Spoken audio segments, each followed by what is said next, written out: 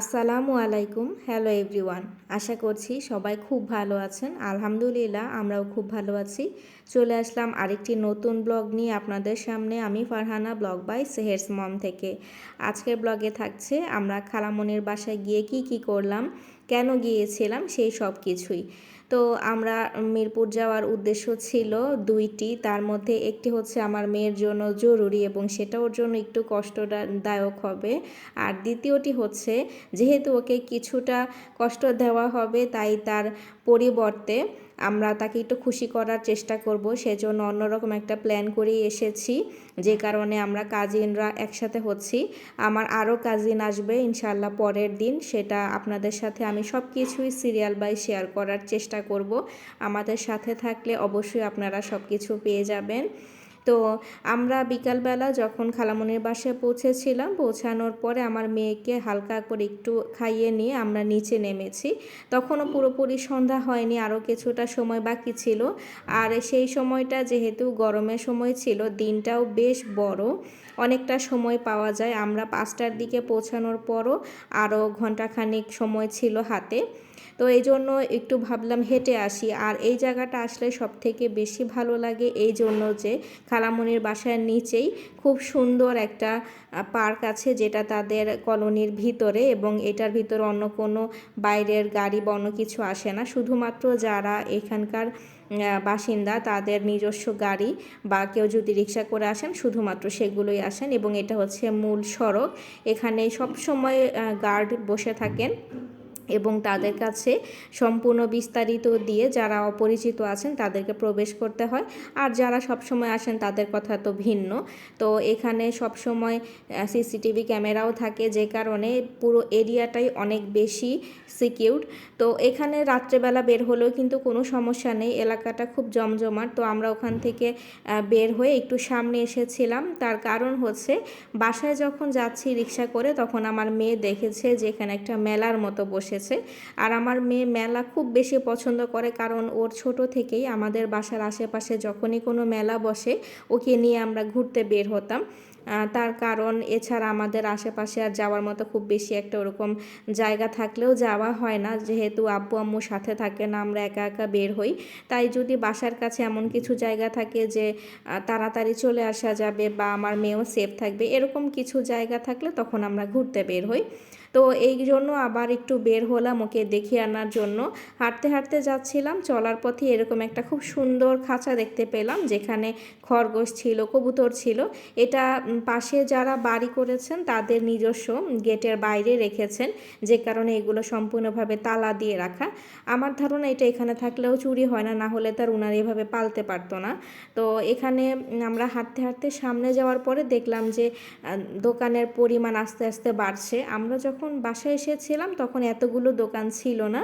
আর এই মেলাটা অ্যাকচুয়ালি ওরকম কোনো বিশেষ কোনো উপলক্ষে নয়, এটা ছিল একটা ওয়াজ মাহফিল। এবং ওখানে যেহেতু অনেক মানুষের সমাগম হবে এবং অনেকেই বাচ্চা কাচ্চা সহকারে আসবে, সেই কারণেই এখানে আশেপাশে গলির ভিতরটায় ছোট ছোট কিছু স্টল বসেছিল, যেগুলো 90%ই ছিল বাচ্চাদের খেলনার আইটেম। এছাড়া মেলায় যেরকমের অন্যান্য আসবাবপত্র বা আমাদের গৃহস্থালী জিনিসপত্র পাওয়া যায়, ওই ধরনের কিছু এখানে ছিল না। এটা শুধুমাত্রই একটা অস্থায়ী খেলনার ছোট ছোট স্টলের মতো। তো এই কারণেই আমার মেয়েকে নিয়ে আসায়, কারণ খেলনা দেখলেই তার মাথা নষ্ট হয়ে যায়।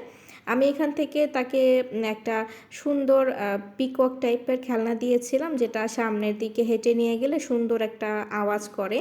তো এখানে ওর জন্য আমরা ঘুরে ঘুরে খেলনাগুলো দেখছিলাম, আমার মেয়েও দেখছিল। তবে ওর এখানকার বেশিরভাগ জিনিসই আমাদের আগের কেনা, কারণ আমরা যখনই মেলায় যাই ওর জন্য প্রত্যেকবারে হয়তো একটা বা দুইটা খেলনা কেনা হয়। এগুলো তো খুব বেশি দামের না, খুব সিম্পল টাইপের খেলনা, এক দুইবার খেললে ভেঙে যায় এই রকমের। তো এই জন্য ম্যাক্সিমাম খেলনা ওর আগে থেকেই ছিল, যে টাকা ছিল না সেরকম একটা জিনিস নেওয়া হয়েছে। আর এই যে এখানে বাবল, এই বাবলের জন্য তো সে পাগল হয়ে যায়, যখনই দেখবে, যদি বাসায় থাকেও তারপরও তাকে বাবল দিতেই হবে। তো এই জন্য ওকে একটা বাবল দিলাম আর তার সাথে একটা খেলনাও দিয়েছিলাম। ওখান থেকে ঘুরে আমরা আবার বাসায় চলে আসছি, কারণ এখন আবার আজান দেওয়ার সময় হয়ে গেছে। আজানের সময় বাইরে থাকাটা তো ঠিক না। এজন্য আমরা আবার পার্কের মধ্য থেকে হাঁটতে হাঁটতে খালামণির বাসার দিকে যাচ্ছিলাম। এরপর আমাদের সন্ধ্যায় একটা জরুরি কাজ আছে, ওখানে আমার মেয়েকে নিয়ে যেতে হবে। তো ওখানে যাওয়ার পরে আমরা কি কি করব সেটা আপনারা পরবর্তী ব্লগে পাবেন। আজকের ব্লগে আমরা শুধুমাত্র বিকেলের অংশটা নিয়ে সাজিয়েছিলাম। তো যখন বাসায় হেঁটে যাচ্ছিলাম হঠাৎ করে মনে পড়লো যে আমার খালামণির বাসার পাশে আরেকটা খুব সুন্দর জায়গা আছে, মানে নতুন একটা বিল্ডিং হয়েছে, সেখান থেকে আপনাদেরকে খুব সুন্দর একটা ভিউ দেখাবো। যেটা আমি বলেছিলাম বিকেলবেলার খুব সুন্দর দৃশ্য দেখা যায়, ওটা তো বাসা থেকে ভালো করে আমি দেখাতে পারিনি। তো যাওয়ার পথে হঠাৎ করে চোখে পড়লো যে ওদের পার্কে একটা নতুন জিনিস অ্যাড হয়েছে, যেটা আমি আগে দেখিনি। এখানে একটা ছোট করে স্টল বসেছে, যেখানে কফি বা বিভিন্ন হোমমেড খাবার পাওয়া যায়। এবং এইখানের সিস্টেমটা হচ্ছে, এখানে যে হোমমেড খাবারগুলো, এগুলো এখানকারই যারা ফ্ল্যাটে থাকেন তারাই যখন যার ইচ্ছা কেউ চাইলে হোমমেড ফুড এনে এখানে স্টলে দিয়ে যান, এবং যদি সেল হয় সেই ক্ষেত্রে সেই টাকাটা তারা যে টাকা নির্ধারণ করে দেন সেটা তাদেরকে পৌঁছে দেওয়া হয়, এবং বাড়তি যদি কোনো টাকা থাকে সেটা যিনি সেল করেছেন তাকে হয়তো বা দেওয়া হয়। এরকমই একটা সিস্টেমের কথা আমি শুনেছিলাম। তো যাই হোক, খালামণির বিল্ডিংয়ে ঢোকার আগেই আমরা ওই বিল্ডিংটাতে যাচ্ছি, যেখান থেকে আপনাদেরকে আমি ভিউটা দেখাবো। তো এই বিল্ডিংটা হচ্ছে এই কলোনির ভিতরে সম্ভবত সবথেকে উঁচু ভবন। অন্য বিল্ডিংগুলো আগে করা হয়েছে এবং এটা সর্বশেষ বিল্ডিং, যে কারণে এটার উচ্চতা অন্যগুলোর তুলনায় বেশি, এবং এটার পজিশনটা এত সুন্দর একটা জায়গায়, যে কারণে ওই ভিউটা খুব ভালো করে দেখা যায়। তো আমরা অবশ্য অনেক টেনশন নিয়ে উঠছিলাম যে অনেক সময় আমরা গিয়ে ফেরত আসি, যদি ছাদ বন্ধ থাকে তখন আর ঢোকা যায় না। আর এই বিল্ডিংয়ে ম্যাক্সিমাম সবাই হচ্ছে নিজস্ব ফ্ল্যাটের, অন্য বিল্ডিংয়েও ফ্ল্যাট মালিক আছেন, তবে এই বিল্ডিংয়ের ফ্ল্যাটের মালিকের সংখ্যাই বেশি যারা নিজস্ব থাকেন। আর দেখা যায় যে অন্য বিল্ডিংগুলোতে নিজস্ব মালিকও থাকে, আবার অনেকে ভাড়ায়ও দিয়ে থাকে। তো আমরা অনেক আশা নিয়ে উপরে এসেছি, এবং আমরা আশাহত হইনি, এবার এসে ছাদটা খোলাই পেয়েছি। উপরে ওঠার সিঁড়ির যে করিডোরগুলো সেটাও অনেক সুন্দর। আমি পাশ থেকে একটু ঘুরিয়ে দেখাচ্ছিলাম, সাইডের যে বিল্ডিংগুলো ওইটার ছাদটাও দেখা যাচ্ছে এখান থেকে।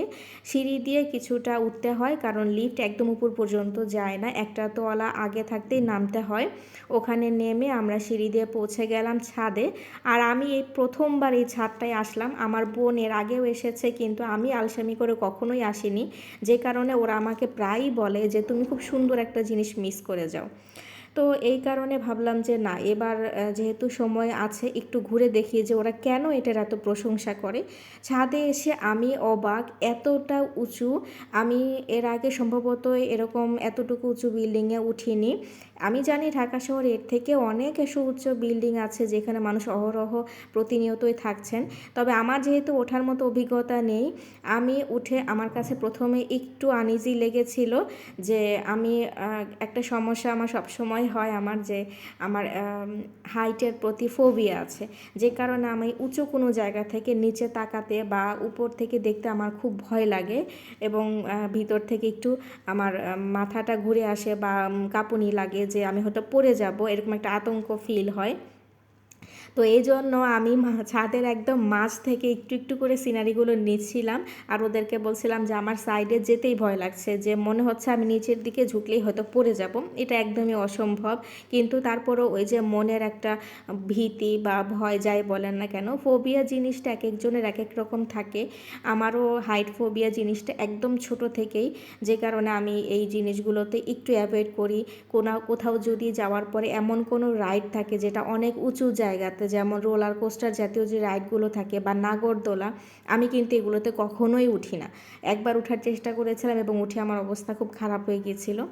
যাই হোক, সে কথাই নাই যাই, আমি সামনে যে এরিয়াটা দেখাচ্ছি এখন, সেইটা সামনাসামনি যতটুকু সুন্দর তার 1%ও হয়তো বা আমি আপনাদেরকে ক্যামেরাতে বোঝাতে পারছি না, তার কারণ সন্ধ্যা নেমে গেছে, দূরে অনেকটাই কুয়াশা।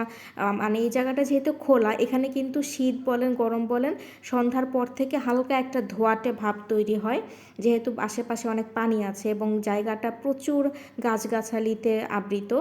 এই জায়গাটা হচ্ছে পিছন দিকে একটা লেকের পাশেই আমাদের এই বিল্ডিংটা। তো এই বিল্ডিংয়ের পাশ থেকে আমার খালামণির বাসা একদম পাশাপাশি, কিন্তু ওইখানে যেহেতু কিছু গাছ আছে ওখান থেকে এই ভিউটা অতটা ভালো দেখা যায় না।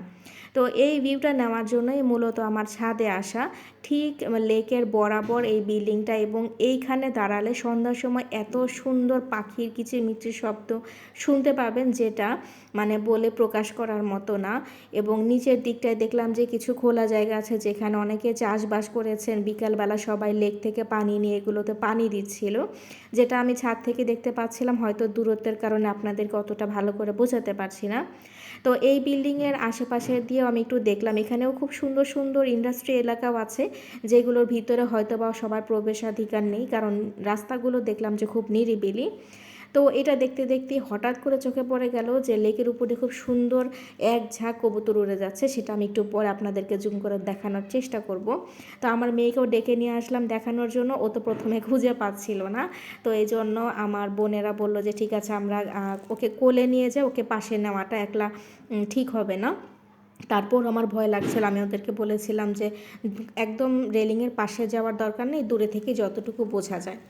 তো যেই না আজান দেওয়ার সময় হয়েছে আর এদিকে সূর্য ডুবে যাচ্ছে, সাথে সাথে পাখিগুলো সব কিচিরমিচির করে বাসায় যাওয়ার জন্য তাড়া শুরু করে দিল। আর তাদের দেখে আমাদেরও মনে পড়ে গেল যে আমাদের এখন বাসায় প্রবেশ করতে হবে। আজকের ব্লগটি এ পর্যন্তই ছিল। আগামী পর্বে আপনাদের সাথে আমরা দেখাবো যে আমার মেয়ের জন্য কি করতে আমরা এসেছি।